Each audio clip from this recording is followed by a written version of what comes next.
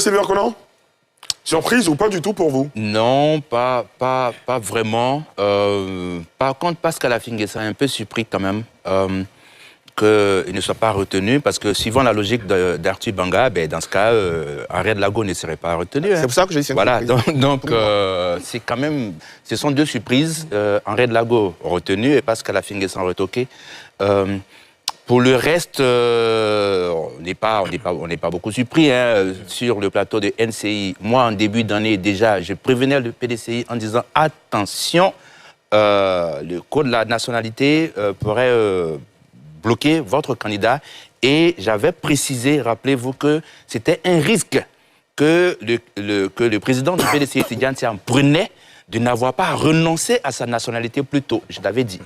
En 2020, il y avait eu donc ces décisions de la Cour du Conseil constitutionnel qui avaient donc retoqué la candidature du président Laurent Gbagbo et de l'ancien Premier ministre Guillaume Soro au motif qu'il n'était pas inscrit sur la liste électorale. Et donc, ça n'est pas une surprise. On constate néanmoins que le président Alassane Ouattara, 83 ans, est le plus âgé parmi ces 5 candidats. Le moins âgé, donc, sauf erreur de ma part, je crois, c'est Jean-Louis Billon, 65 ans, Awa Domelo, 67 ans, Simone Gbagbo, 76 ans. Ça laisse encore des marges de manœuvre à ceux qui sont les sexagénaires, par exemple. Pour le reste aussi, sur la question du parrainage, en réalité, de nombreux potentiels candidats se sont laissés prendre au piège du refus des tablettes.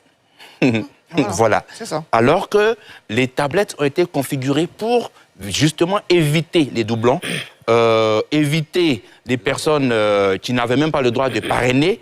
Malheureusement, pour ce que nous avons comme information, il y a sur la soixantaine de personnes qui étaient parties pour déposer les candidatures, seulement 4 ont utilisé les tablettes. Donc, presque tous les autres ont utilisé le volet manuel, je vais dire la méthode manuelle, physique, manuelle, pour avoir leur parrainage. Et ça, c'était vraiment risqué. Autre chose, selon toujours nos informations, et quand vous écoutez donc la présidente du Conseil constitutionnel a dit tel candidat, il y a eu plusieurs de faux numéros de carte d'identité et tout ça.